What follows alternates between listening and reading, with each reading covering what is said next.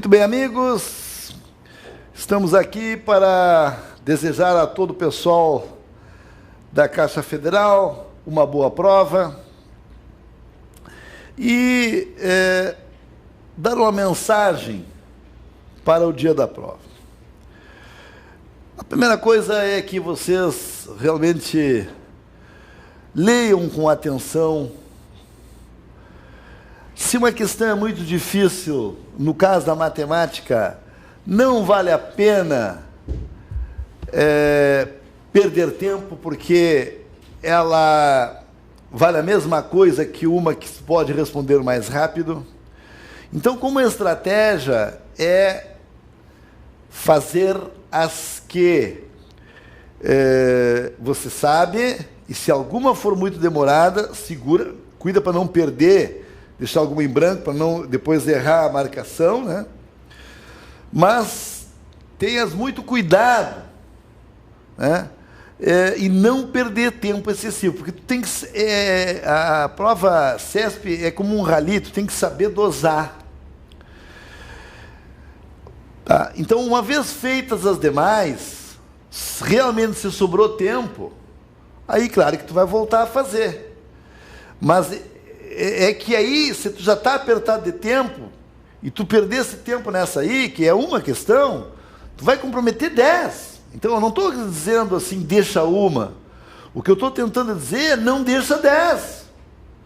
É melhor deixar uma do que faltar tempo para 10 questões, por exemplo. Então, é nesse sentido que tu tem que saber dosar e saber se o tempo que tu dispõe vai dar para chegar até o fim da prova. Isso é fundamental. Não é uma Fórmula 1, é um rally.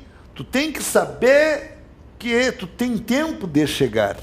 Então, sacrifica um boi, mas não a boiada.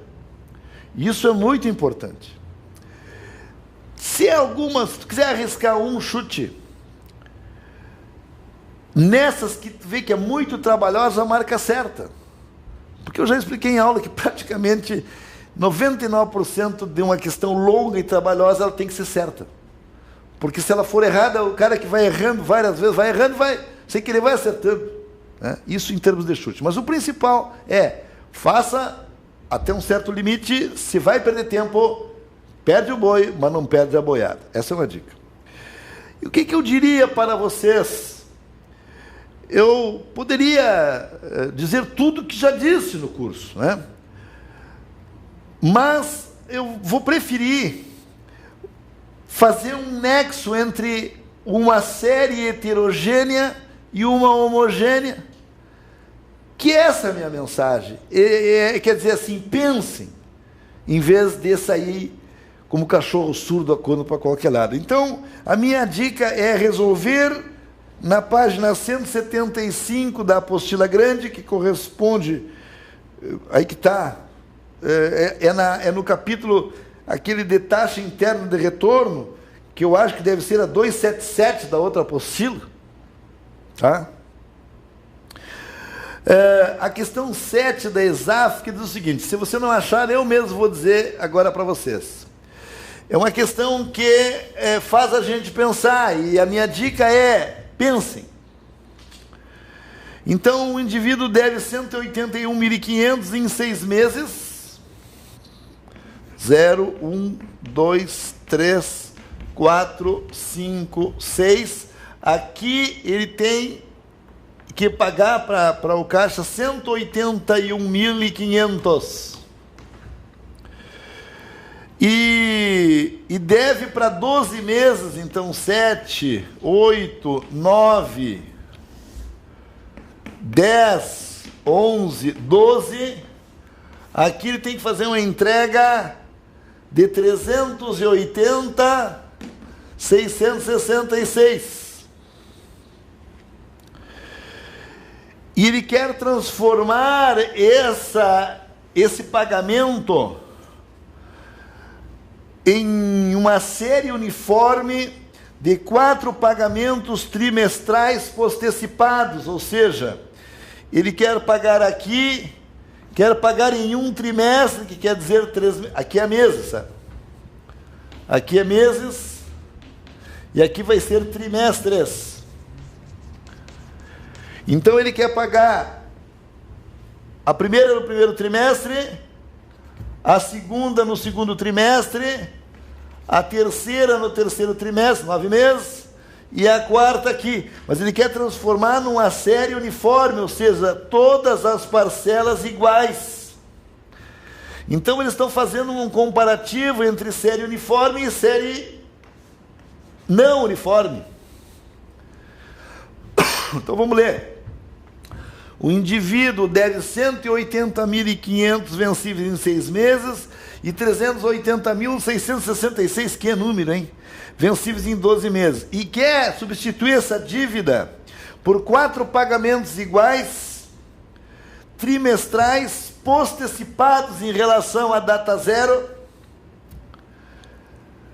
a juros compostos de 10% ao trimestre.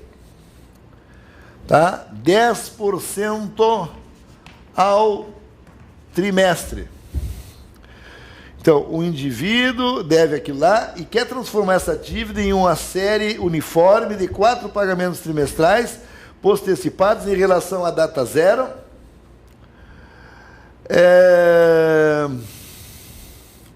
A juros compostos de 10% ao trimestre. E quer saber o valor da parcela essa aí. Vejam, então o que eu vou fazer? Eles estão nos dando uma taxa de 10% ao trimestre. Então, esse raciocínio é para ser usado nessa substituição de títulos. O que eu vou fazer? Eu tenho que primeiro saber o valor da dívida. O valor da dívida, o VA, ou da data zero, ou PO, que a gente chamou no nosso curso. Então, o que eu tenho que fazer? Eu tenho que desembutir esse aqui de 2 meses para saber o valor da dívida, valor original. E aquele lá, eu tenho que desembutir 4 trimestres. Para poder achar o VA e depois achar o valor da parcela. Então, vejam só. O valor na data zero da minha dívida vai ser 181.500 dividido por 1,1 na segunda, que dá 1,21, que isso você já deve saber, e mais 380.666 dividido por 1,1 na quarta, que é 1,4641. E que no caso da nossa prova, certamente eles vão nos ajudar a fazer conta. Aqui a dica não é como é que eu ia fazer essa conta na prova, e sim o raciocínio em si. Condições para isso, a banca vai nos dar. Vou fazer a mão aqui, com calculadora, melhor dito. Bom, 181.500, eu vou fazer a mão, mas eles nos dariam condições de fazer isso, né? Dividido por 1,21...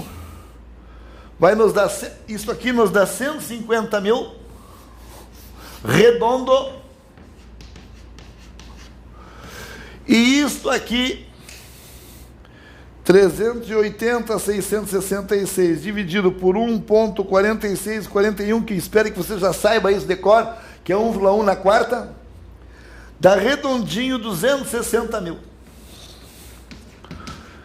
Então, com isso, eu retroagi esta série para descobrir que o valor da dívida é de 410 mil. E agora, o que eu vou fazer? Achar o valor da parcela, que nós já dissemos, entre outras maneiras, X é VA, que multiplica o inverso do ANI, por exemplo, usando a tabela do nosso livro, né? Ou algum outro dado que eles nos derem.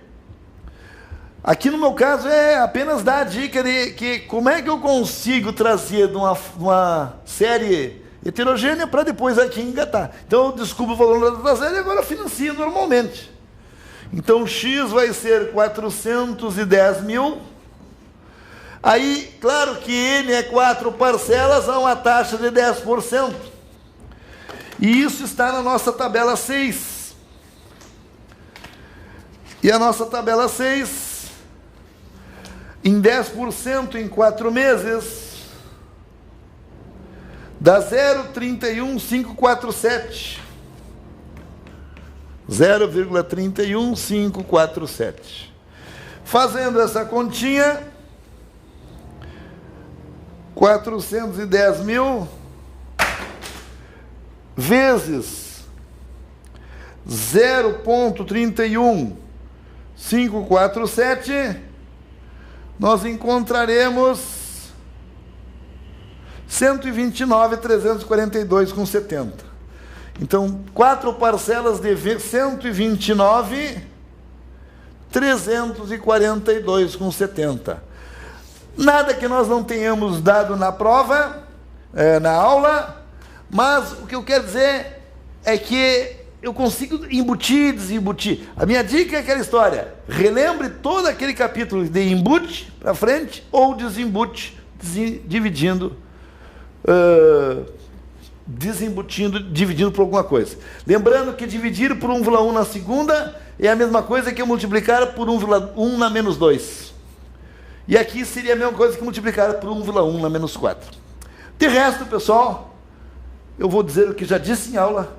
Tenham tranquilidade. A todos uma boa prova e nos encontramos na Caixa Federal. Muito bem, pessoal. O que é fundamental para a tua prova agora de domingo? Primeiro ponto, concordância. 2 verbos importantíssimos, o verbo haver e o verbo fazer. Lembra que o verbo haver, no sentido de existir, ele vai ficar no singular. Por exemplo, há pessoas lá. Porém, se eles perguntarem o verbo em relação ao verbo existir, esse não. Esse aí tem sujeito, é normal. Então, em há pessoas lá, se eu trocasse por existir, ficaria o quê? Existem pessoas lá. Quem fica no singular é o verbo haver, nada a ver com o verbo existir. Depois, o verbo fazer, indicando o tempo transcorrido, também fica no singular. Faz anos que não a vejo. E não fazem. O certo é faz anos que não a vejo. Bem, depois em relação à regência, o que é fundamental? A regência, eles adoram perguntar quem solicitou a preposição. Se é o verbo ou se é o nome. Então eu tenho de ter atenção. Por exemplo, uma frase como João vendeu a casa aos pais. João vendeu a casa aos pais. Esta preposição a é solicitada pelo verbo vender. Vendeu o quê? A casa. A quem? Aos pais. Então quem pediu a foi o verbo vender. Porém, se eu disser João vendeu a casa dos pais, vendeu a casa dos pais, dos é de mais os. Esse de não é o vender que solicita. Por quê? Porque não teria lógica eu falar João vendeu dos pais. Esse de, o dos, que é de mais os, quem pede é a palavra casa. João vendeu a casa dos pais. Então cuidado, sempre que perguntarem quem é que solicita a preposição, para um pouquinho, dá uma olhadinha. Por quê? Porque às vezes a gente olha, deve ter sido o verbo. E às vezes não é o verbo. Crase, como que cai crase no CESP? Lembra? Eles colocam lá uma questão de crase, eles aderiram à greve e perguntam por que existe a crase. Por que existe? Olha a frase, eles aderiram à greve. Quem adere, adere a, preposição a, que quem solicita é o verbo aderir.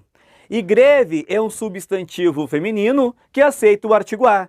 Então, da união entre a preposição mais o artigo, nasce a crase. Então, eles querem saber o porquê da existência da crase. É um verbo que solicitou a preposição e um substantivo que aceitou o artigo. Desejo a vocês uma excelente prova, vai com calma, vai com fé. Em relação ao português, vocês estão muito bem preparados, não há dúvidas em relação a isso. Beijão!